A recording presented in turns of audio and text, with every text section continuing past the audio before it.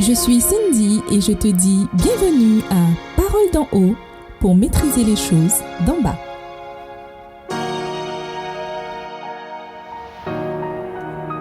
On se retrouve pour ce moment de bonheur dans le cadre d'une analyse spirituelle sur les sujets de la vie. Voici notre guide spirituel, Bruno. Hey, pasteur!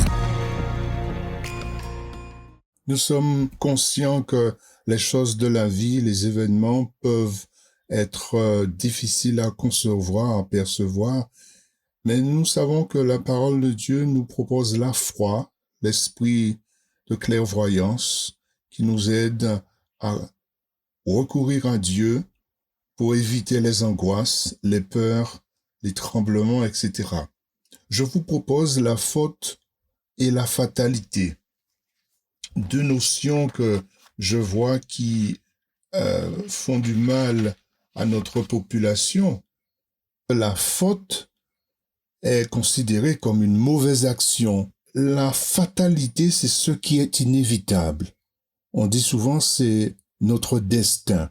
Je remonte pour cela dans l'Ancien Testament. Je vais vous faire voyager et vous donner deux propositions qui vont nous servir de comparaison. Chez Job, au chapitre 1, verset 8, nous trouvons « Alors l'Éternel demanda à Satan, « As-tu remarqué mon serviteur Job? Il n'y a personne comme lui sur la terre. C'est un homme intègre et droit, un homme qui révère Dieu et qui évite le mal, de faire le mal. » Satan lui répondit, « Est-ce vraiment pour rien que Job révère en Dieu? » Voilà, ce fut sa question. Mais au verset 12, alors l'Éternel dit à Satan, je vous lis les versets de base, « Tous ces biens sont en ton pouvoir, ainsi que les siens, mais ne porte pas la main sur sa personne. » Alors Satan se retira de la présence de l'Éternel. J'aimerais vous rappeler que nous essayons de comprendre la violence, son origine. Est-ce qu'elle vient de l'homme directement ou est-ce qu'elle vient du diable? Ici, nous avons une première démonstration que la violence est psychologique.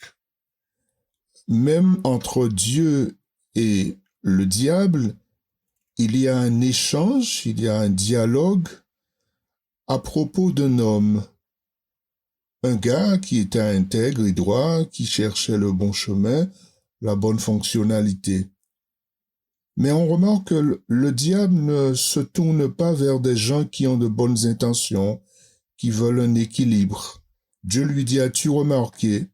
Peut-être qu'il n'était pas concentré, Satan en tout cas n'était pas concentré sur un homme consacré, un homme qui faisait de bonnes œuvres pour que ses enfants ne restent pas sur la touche. On va le voir tout à l'heure.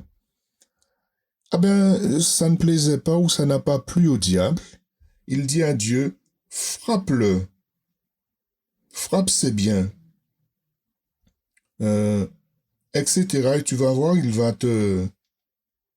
tu vas te rendre compte qu'il va se détourner de toi. Je vais vous faire une comparaison entre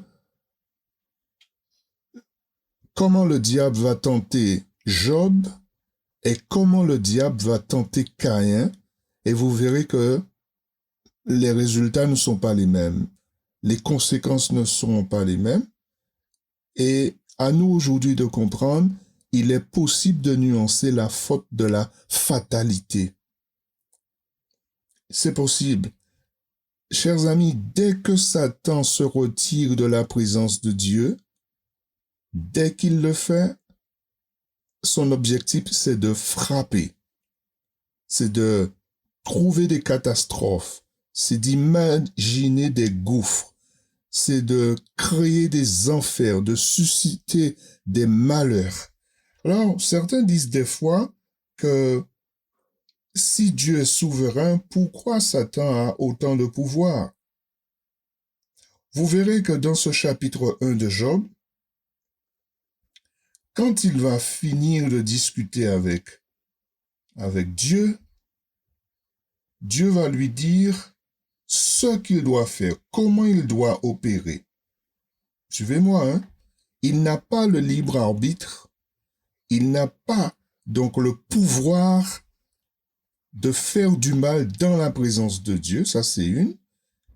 Deuxièmement, sans le quitus de Dieu, en fait, Satan est le bâton de correction de Dieu.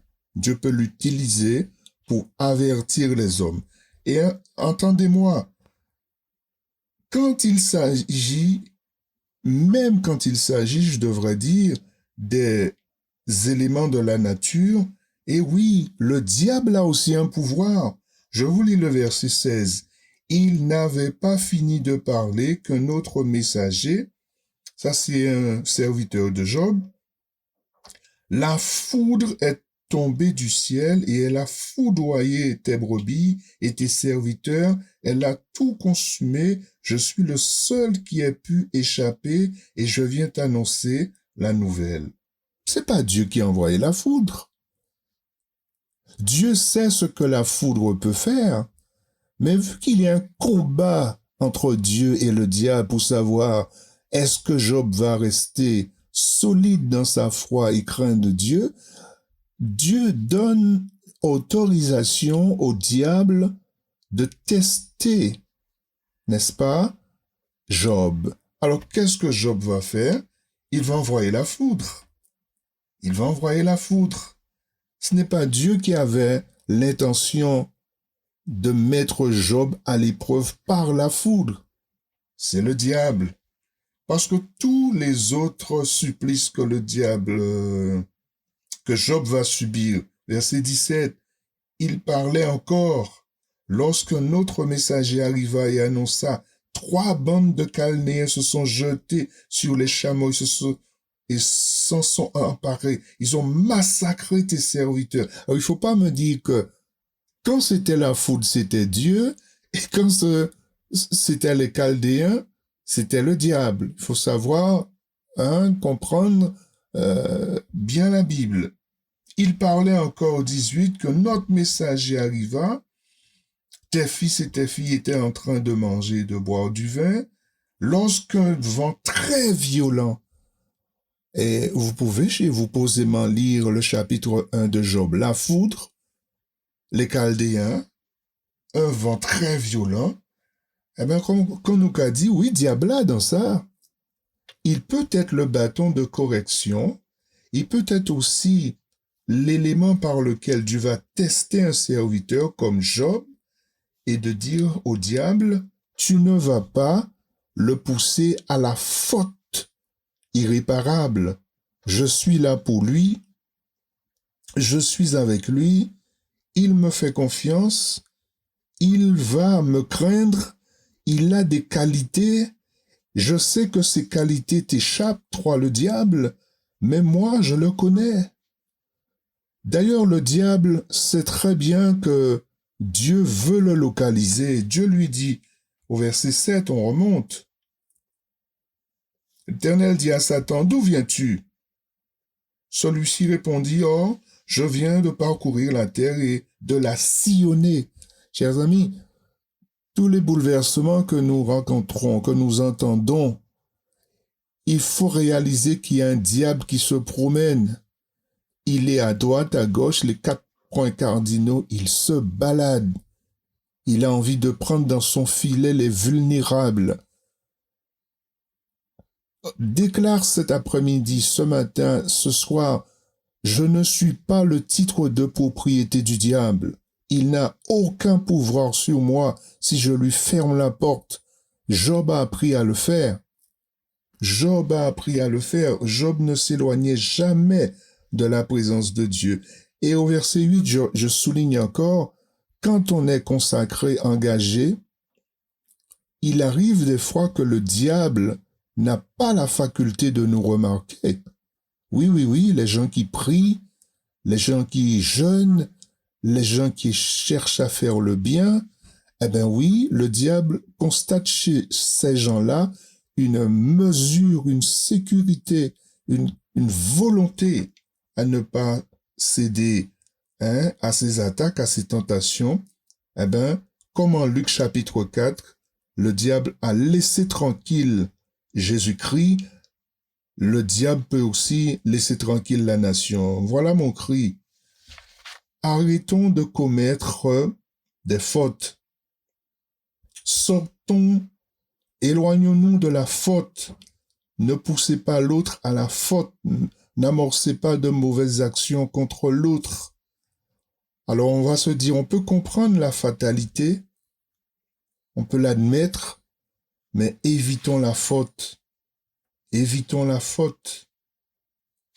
La deuxième comparaison, c'est la comparaison d'avec Caïn.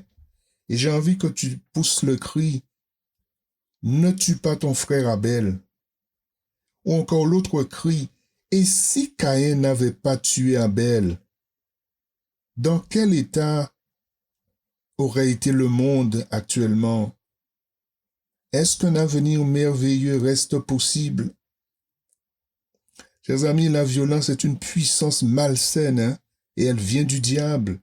Le diable veut détruire.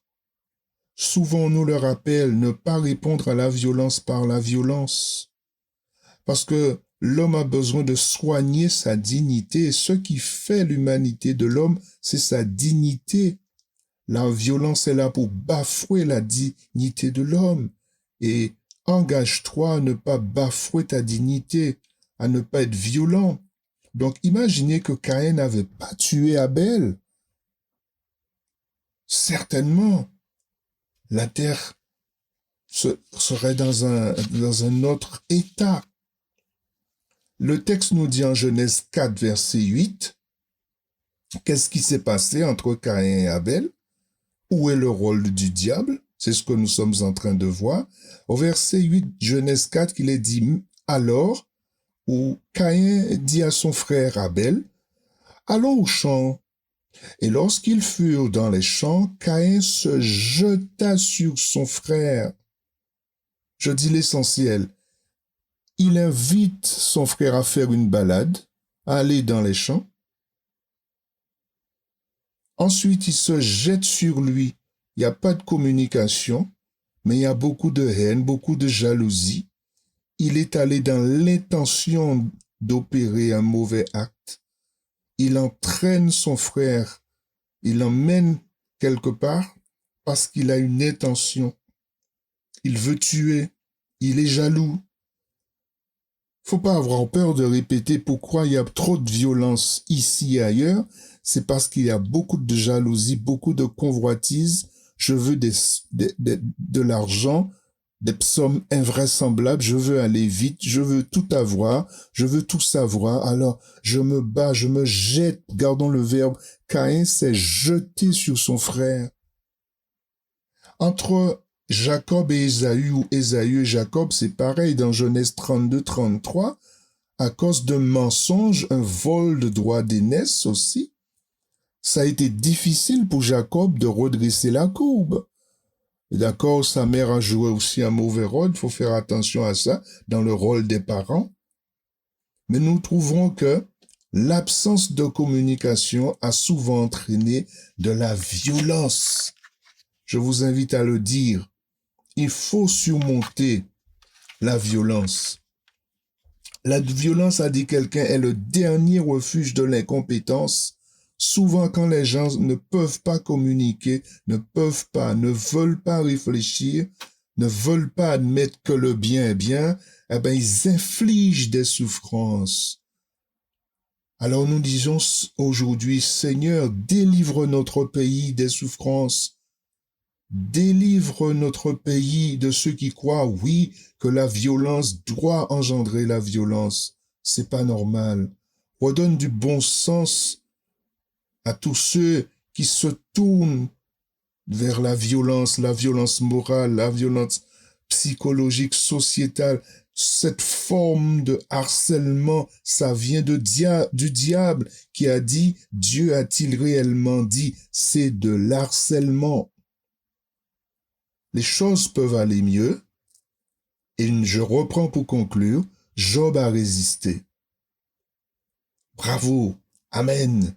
Tu peux aussi comprendre que même si que la violence se déchaîne sur le pays, il y a un moment nous allons connaître des sentiments meilleurs.